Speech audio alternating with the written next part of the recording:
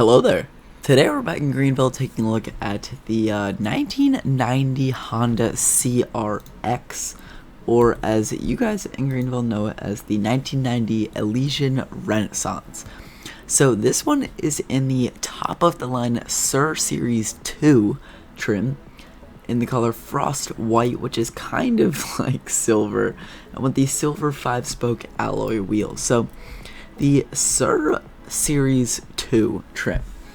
Sir in Greenville, I'm 90% sure. I tried to do as much research on this as possible before I started recording, but I'm 90% sure that Sir in Greenville is SI-R on the Honda CRX in real life, which was the second ever Honda to feature VTEC, or the VTEC engine. So that is pretty cool. And a quirk about this thing is that it's actually right-hand drive. So the amount of times that I am going to be going to the left-hand side of this car in this video is going to be hilarious.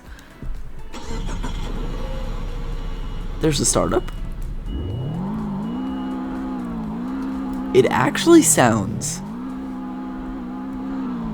pretty good. I think it sounds pretty amazing in Greenville. So the red line starts at 6,000 RPM, but the RPM gauge goes all the way up to 9,000. If you rev it all the way up in neutral, it goes up to like 8,000, so not too bad. Now your lighting is really good. Brake lights, turn signals, reverse lights, running lights, headlights, and then turn signals down there in the front, along with the turn signals on the side. And let's get out and try this thing. Of course, you don't have AEB or anything like that. You do, of course, have ABS. And right off the bat, it's a pretty good car to drive. The gearing is a little bit weird. It's kind of like, I feel like it changes very, I don't know how to describe it, very, almost aggressively. Or maybe it's just because I don't drive very many. Oopsies. Whoopsie daisy. Maybe it's because I don't drive very many cars like this in Greenville. But anyways, let's drive it in semi for this video. And rev it all the way up as far as we can. Here we go for the top speed. Speedometer goes up to 140, got a 5-speed transmission. Top speed is going to be 143 miles per hour with, like I said, 5-speed transmission. And braking is okay, I braked right about there, so it's not too bad. Now, let's get a 0 to 60 test going on this thing. Keep messing up the gear shifts. I'm not very good at this, as you can tell. Alright, so we're just going to do this in sport mode. And so we rev it all the way up, 8,000 RPM. 3, 2, 1, go. Of course, front wheel drive. Very interesting launch. And 60. 6.45 seconds to get to 60 miles per hour, which is pretty okay.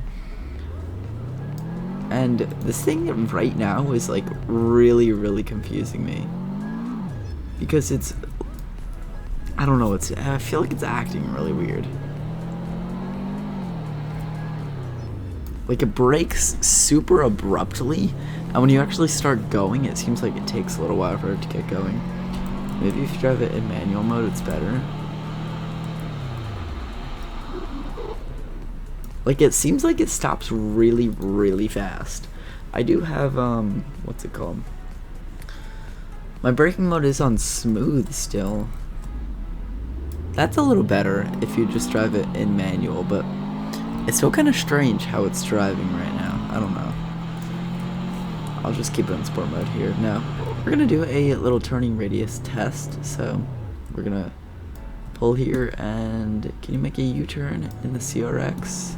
Yes, you can. So, just a basic little test. Turning radius is good. Handling on this thing is good if you can drive the car. It's kind of like expected, just vague, not super responsive, just like you would expect. especially at high speeds, it gets kind of loose, but yeah, just handles like every other car in Greenville.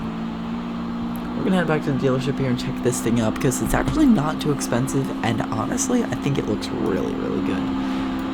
Like, I don't know what you guys think about the styling of this thing, but I think it actually looks pretty amazing.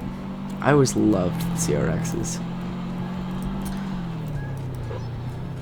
And yeah, it's almost like regen braking on electric cars, how when you press the gas and when you press the brake, like while you're driving, maybe you're slowing down for someone, and then you immediately press the gas again, it's like delayed. I don't know, it's really weird, it's really hard to describe, but 1990 Elysian Renaissance, so you got a couple different trims here, HF, DX, SI, or SIR Series 2. Base model here is $5,000 with high efficiency steelies. Then you go up to the DX with standard steelies, that's $8,500. SI with the silver 5-spoke alloys, $12,500. And then the SIR Series 2 with the silver 5-spoke alloys as well for $17,500. Now you do need the classic Game Pass for this, which that's fine. It's kind of whatever. Now, I have mine in the frost white, but I don't really think any other color fits this thing. Either polar white or frost white are the only two colors that I think really fit this thing. And yeah, you got a couple different options here depending on what you're going for. You could always change the wheels on, say, like the HF here. So yeah, that is pretty cool. I keep forgetting specs is disabled. So if you have the Classics Game Pass and you want to go for a car that's a little bit cooler, you could do that, or you could just go for the base trim. Either one is okay. I presume that they'll both be about the same speed. With that said though, hope you guys enjoyed this video. If you did, smash the like button, please consider subscribing. Go join the Discord server, MC Carkid Fan server, link will be in the description and in the comments, and I'll catch you guys in the next one. Peace out.